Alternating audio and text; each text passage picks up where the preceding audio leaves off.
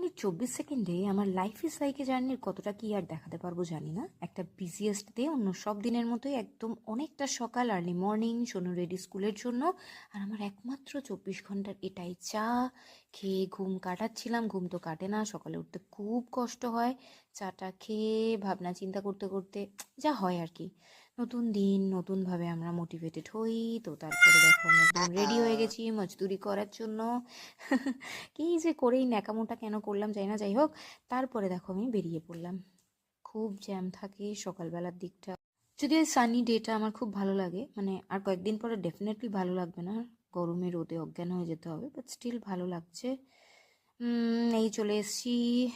বুঝতেই পারছো তোমরা, অফিস চত্বর।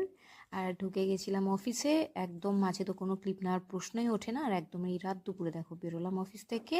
আর বাড়িতে এসে এই যে সমস্ত টক্সিসিটি, সমস্ত স্ট্রেস দূর করার জন্য ছোট্ট পুচকিকে একটু জড়িয়ে না ধরলে তো হয় না।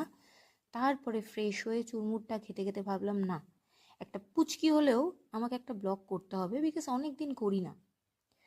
আর তারপর ডিনার করছিলাম, রাতও হয়ে গেছে।